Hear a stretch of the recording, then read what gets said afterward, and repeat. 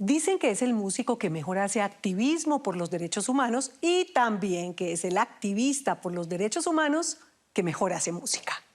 César López ha tocado en el mundo entero con su escopetarra, ese aparato que pasó de disparar balas a disparar notas musicales. Diego Rubio se le metió al estudio del que ha sido llamado el compositor de la esperanza. Al César, lo que es del César. Ahora nos volvimos solamente el entretenimiento, ¿cierto? Lo que sirve para poner a bailar, para entretener, para... Me gusta esa frase de Rubén Blades que dice que él le interesa más hacer la música que mueva las cabezas y no tanto los pies. Hablo sobre la libertad de los hombres cautivos. Hablo por los que ya no están, por los muertos vivos. Mover la cabeza más que el esqueleto. Pensar las letras para poner a pensar a quienes las oyen. César López es un músico diferente, un artista único que ha sabido hacer de sus canciones y de sus otros proyectos artísticos un manifiesto contra la violencia. Ese oficio de tocar la música no tiene ningún sentido si no es para servir. Y eso sí es lo que a mí me diferencia hoy del resto de los colegas en la música.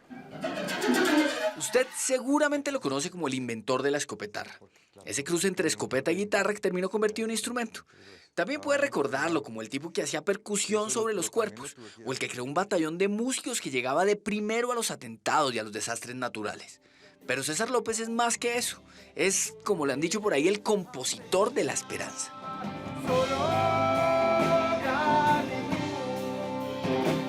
Tratar de construir un país distinto, donde la violencia no sea una opción. Para mí se volvió en una causa de vida. López, sí, el man de la escopetarra, es profundo y reflexivo. La mirada se le pierde con facilidad, por momentos le cuesta hacer contacto visual con su entrevistador. Canta sobre la guerra y la paz, sobre muertos y desaparecidos, sobre los derechos humanos que cada vez le parecen menos derechos y menos humanos.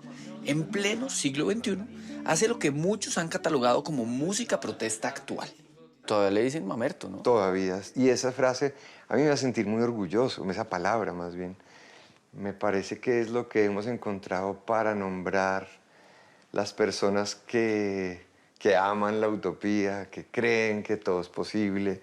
Te lo prometo, hija, que un día volveré. Este mamerto convencido es embajador de buena voluntad de la Unión Europea, mensajero contra la guerra de la ONU y emisario de la conciencia de Amnistía Internacional. Ha tocado por las víctimas de la Segunda Guerra Mundial frente al muro de Berlín, y en la ONU y su música, y también su escopetarra han llegado hasta la mismísima casa de su inspirador en la no violencia, un tal Mahatma Gandhi. Te lo prometo, hija, que un día entenderás. Es bonito porque la nieta de Gandhi me dice cuando yo le entrego la escopetarra, si mi abuelo estuviera vivo diría que esta es la herramienta de la no violencia. Eso para mí es como de las cosas que yo más atesoro. Y al igual que su ídolo Gandhi, López se ha patoneado su país. En el Cauca, en el Catatumbo y mañana desde cualquier rincón, se la pasa hablando con soldados y con guerrilleros, con niños y con ancianos, con víctimas y con victimarios. Va coleccionando historias que después convierte en canciones o en ideas para proyectos enfocados en lo que él llama música para contener la violencia. Yo sobre todo he aprendido en la calle, callejeando. ¿Y en la calle dónde? Por ejemplo, el proyecto que hicimos con los músicos de la calle, que tocaban en las calles. Y esto tiene conexión con que yo estudiaba en la Universidad Pedagógica y allí salíamos a cantar a los buses después de clase. López organizó una orquesta con músicos que viven de tocar en los buses, en las plazas o en las calles. La llamó Los Invisibles Invencibles y compuso un himno con los niños que sobrevivieron a la masacre paramilitar del Salado. Y se ha subido más de una vez al escenario con líderes sociales para dar su ya célebre concierto de la resistencia. Si nuestros hijos salen a protestar por sus inconformidades, son asesinados. Hacer música para la paz o música consciente o música para contener la violencia o como uno la quiera llamar, es muy importante que lo que se plasme ahí trascienda como la rabia, la queja. Es fácil quedarse en esos, pero lo difícil es tratar de que esos dispositivos que llamamos canciones planteen salidas. Pero ojo, no se confunda. Este hombre sensible no es solo un activista. César López es un músico con todas las letras, con todas las notas. Un músico de conservatorio, cantante, guitarrista, pianista y baterista, compositor y arreglista, y de los buenos que ha hecho desde rock hasta música de cámara. César López Villegas nació en la Bogotá de los años 70. Tiene medio siglo entre pecho y espalda. Su papá era un abogado que en los tiempos libres tocaba la guitarra. En su casa siempre sonaron boleros, bambucos, pasillos. Música de viejos, dice hoy. Los amigos dicen que yo soy viejito desde chiquito y tienen razón. ¿Qué recuerda de su infancia? Yo le dije que esto iba a ser como una sesión de psicoanálisis. Le dije, ¿quiere acostarse? Estamos hablando de los primeros años 80.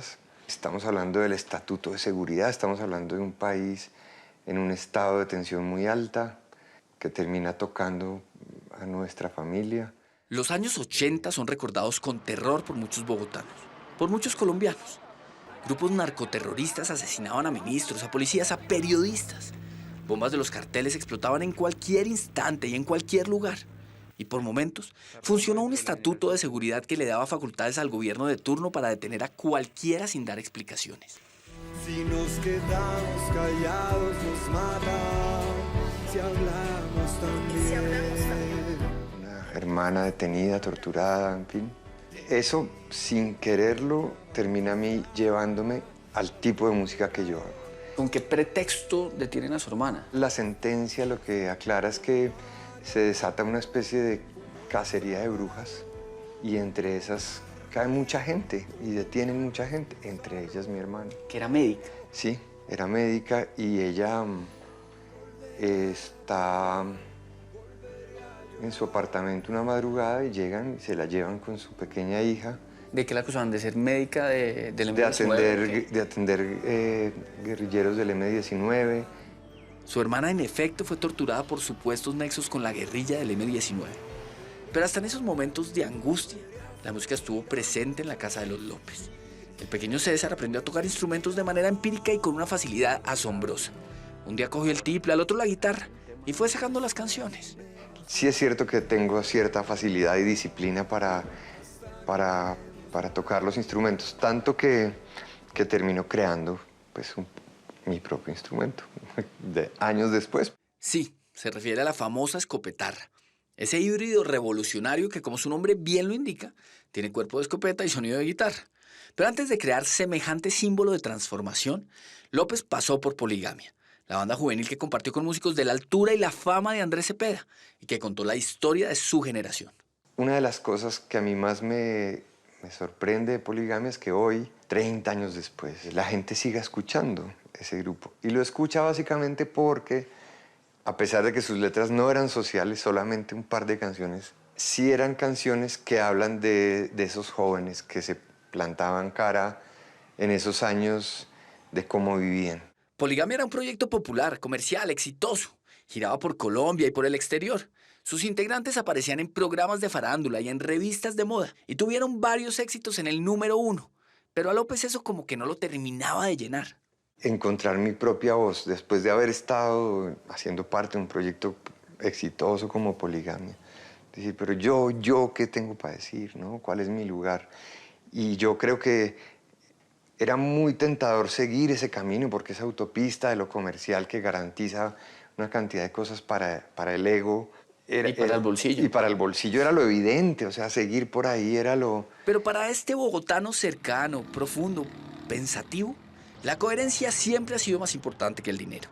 Y sentía que debía tocar para un público diferente, menos masivo. Así que siguió sus instintos y cambió los grandes escenarios por espacios un poco más íntimos.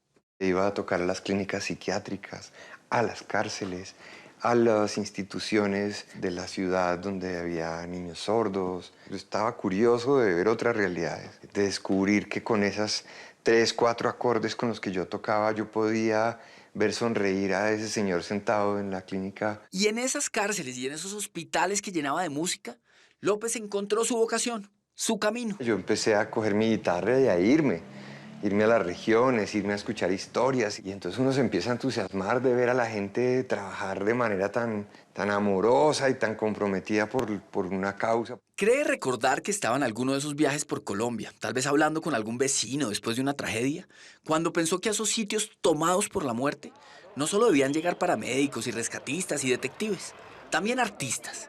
Parecía una locura, pero para López, ese tipo de locuras tienen todo el sentido. Nosotros creamos el Batallón Artístico de Reacción Inmediata en el año 2000 para reaccionar de inmediato a lo que pasaba en las ciudades, cuando había bombas, atentados, y que los artistas pudiéramos hacer presencia en el lugar de los hechos rápidamente.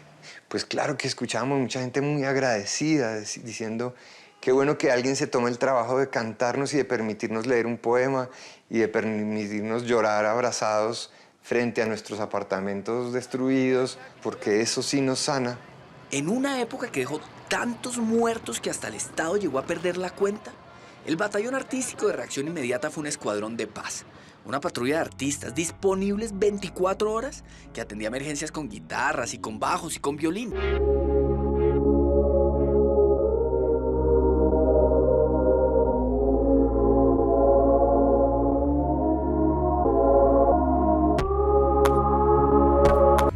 Una granada, un artefacto en Transmilenio, lo que siente la gente ahí es profundamente emocional. Es rabia, es deseos de venganza, es resentimiento, es miedo, es terror. Eso no se lo arregla ni el CTI, ni la Cruz Roja. Estamos a punto de despegar aquí en el helicóptero, ya lo cargamos con los instrumentos que hemos recogido. El batallón más pacífico de la historia llegó, por ejemplo, hasta los deslizamientos en Mocoa. Y también al atentado de las FARC al Club El Nogal, que dejó 36 muertos y más de 200 heridos. Era febrero del 2003. Y mientras López y otros músicos intentaban llevar algo de tranquilidad a un lugar que todavía ardía, pasó algo que le cambiaría la vida para siempre. Nosotros llegamos al punto con algunos instrumentos a cantar esa tarde. Recién explotada la bomba. Sí, y no nos dejan pasar. Y hay un personaje, un soldado que está allí custodiando el área y para evitar como nuestro acercamiento me quiebra la guitarra con el fusil, me la golpea y ahí a mí me surge la primera imagen de ver cómo ambos cargábamos nuestro instrumento de la misma manera, en fin. Así nació la idea de fabricar la única escopeta que dispara acordes. El único rifle musical fabricado a partir de fusiles AK-47 decomisados por las autoridades, que luego pasan a manos de un fabricante de instrumentos, un luthier, quien los convierte en otro tipo de armas contra la guerra. O alguna vez que estaba tocando en la Asamblea General de Naciones Unidas en Nueva York y el delegado de Uganda me dice, hace 15 años a mí me tenían de rodillas en el piso con un fusil AK-47 en un oído. Hoy me emociona poder decir que estoy de nuevo de rodillas con un fusil AK-47 en los oídos. Se tendrán que gastar todas las balas que existen y muchas más. Y aún así seguiremos cantándole a la vida. La escopetarra está hoy expuesta en 20 museos del mundo. Pero irónicamente, este instrumento de paz no siempre le ha traído paz a su creador. Alguna vez en Singapur yo iba para una cosa justamente de Naciones Unidas y como era pena de muerte por entrar con armas o con drogas a ese país, yo venía con esta guitarra, me detienen y finalmente 2 días después de estar detenido me logran sacar. Pero claro, tanto caminar por Colombia y por el mundo oyendo historias tan dolorosas, tanto aparecer de primero después de una tragedia, tanto soñar con lo que a veces es imposible, llevó a López a acumular un estrés desmedido y a perder el impulso y a sentirse asustado, bloqueado, desesperado. Entonces yo guardaba y guardaba y guardaba con la intención de que eso se iba a ir volviendo canción. Pero eso que guardaba me estaba empezando a generar unas cosas que yo no calculaba. Yo empecé a tener unos episodios de insomnio muy largos, de llanto sin alguna justificación muy puntual. Apuntó hacia su pecho desnudo. Por fortuna la terapia, la meditación y su misma música le fueron dando la tranquilidad que tiene hoy en día. Una tranquilidad de cincuentón, como él mismo dice, que lo hace sentirse orgulloso de la causa en la que ha convertido su música. Yo le digo a los colegas, sálganse de los estudios, bájense de las tarimas, váyanse a hacer lo que necesita el país, que no es siga arañando a ver cuántos views, cuántos likes logra recoger con su nueva canción, sino que usted tiene una misión distinta que le tocó si usted quiere que sus hijos y sus nietos vivan en un país medianamente más pacífico. Y César López, el caminante, el mamerto, El de la música contra la violencia, el de la escopetarra, ha demostrado con canciones y también con acciones que no solo quiere un país más pacífico, sino que está dispuesto a hacer todo lo que esté en sus manos y en su voz por alcanzarlo.